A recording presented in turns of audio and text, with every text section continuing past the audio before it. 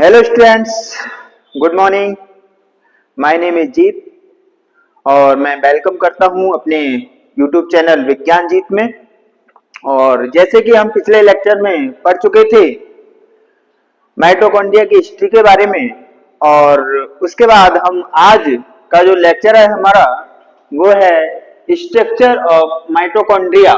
Mitochondria के structure के बारे में पढ़ते हैं।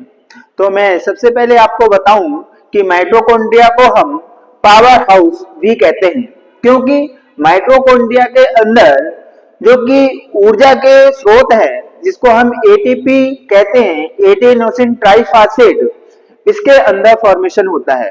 इसलिए इसको हम पावर सेल का पावर हाउस भी कहते हैं, पावर हाउस भी कहते हैं। माइटोकॉन्ड्रिया के स्ट्रक्चर के बारे में कहें तो इसको हम मुख्य रूप से तीन भाग में डिवाइड किया है: माइटोकॉन्ड्रियल एनवलप, माइटोकॉन्ड्रियल मैट्रिक्स और क्रिस्टी। तो सबसे पहले हम समझते हैं कि माइटोकॉन्ड्रिया एनवलप के अंदर क्या क्या आता है। तो माइटोकॉन्ड्रिया एनवलप के ऊपर देखा गया है कि आउटर मेम्ब्रेन और इनर मेम्ब्रेन, इन दोनों लेयर को मिलाकर हम माइटोकॉन्ड्रिया एनवलप कह देते हैं। माइटोकॉन्ड्रिया की जो ऊपर की लेयर होती है ये स्मूथ लेयर होती है, और इसके अंदर कोई भी पदार्थ, कोई भी मिनरल्स आसानी से आ और जा सकते हैं। इसके अंदर एंट्री भी कर सकते हैं, इसलिए इसको हम कहते हैं। जबकि इसके अंदर वाली लेयर, जिसको हम इनर मेम्ब्रेन कह रहे हैं, ये सेलेक्टिवली परमेबल मेम्ब्रेन होती है, यानी कि कुछ सेलेक्टिव पदार्थ मिनरल्स को ही अपने अंदर एंट्री देती है। इन दोनों लेयर्स के बीच में जो डिफरेंस आपको दिखाई दे रहा है, ये इसकी मुख्य विशेषता होती है। माइटोकॉन्ड्रिया के अंदर ये मुख्य विशेषता देखी गई है कि ये डबल मेम्ब्रेन होता है। मोस्टली सेल के ऑर्गेनेल सिंगल मेम्ब्रेन होते हैं, लेकिन mitochondria double membrane cell organelle है। इसके बीच में जो स्पेस पाया जाता है, जो कि दोनों लेयर को आपस में एक दूसरे से अलग करता है, इसको हम पेरी माइटोकॉन्ड्रियल स्पेस के नाम से जानते हैं।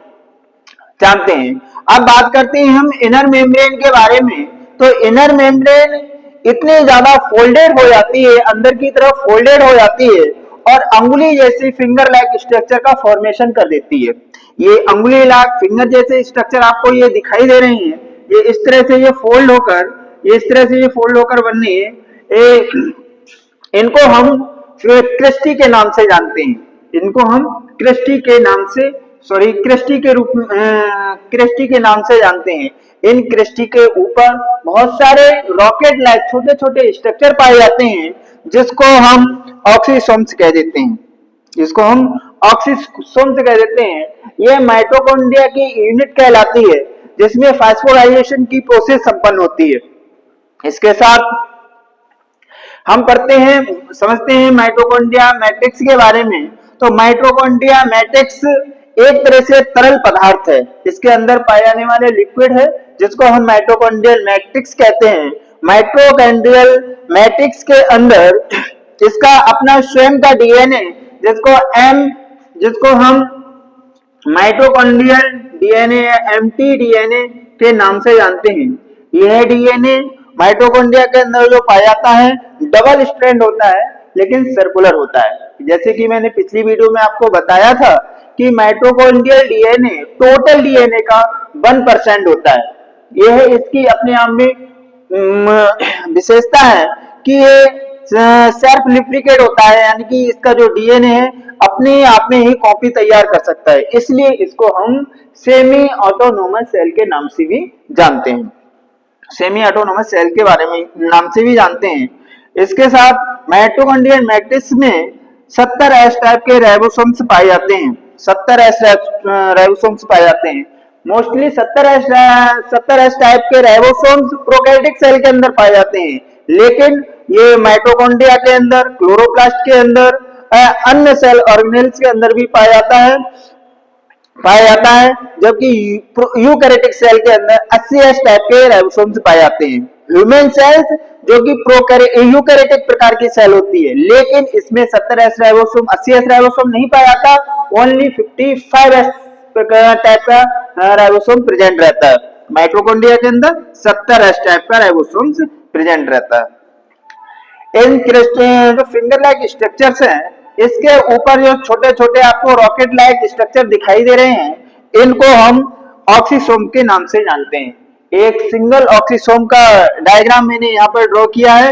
ये देख सकते हैं कि ऊपर की जो लेंथ है जो लगभग 110 एंगस्ट्रॉम की होती है, इसकी इधर की जो लेंथ है 160 एंगस्ट्रॉम लेंथ होती है, और इसका जो नीचे की तरफ देखेंगे तो इस सब सॉरी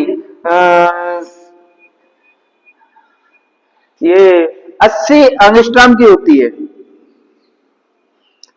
80 एंगस्ट्रॉम की होती है, जिसको हम सिंगल ऑक्सीसोम से नाम से जान सकते हैं या एलिमेंट्री पार्टिकल के नाम से जान सकते हैं।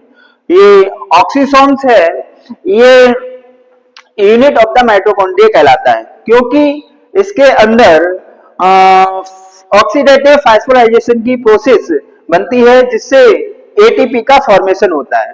और एटीपी का फॉर्मेशन होता है जो कि एक तरह से हम ऊर्जा की कौन सी ऊर्जा के सिक्के के रूप में जान सकते हैं।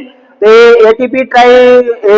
एटीपी की फुल फॉर्म है ATP, adenosine triphosphate, adenosine triphosphate, जिसको ऊर्जा का मुख्य स्रोत कहा जाता है।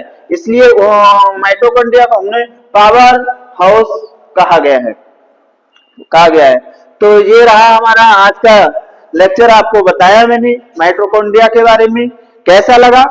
और अगर अच्छा लगा है तो आप लाइक, शेयर एंड कमेंट जरूर करना। और नेक्स्ट वीडियो में किस टॉपिक पे बनाऊं, इसके बारे में आप एक बार जरूर कमेंट करके बताना, जिससे मैं अगली वीडियो आपके लिए प्रोवाइड कर सकूं। Thank you. अब बताओ।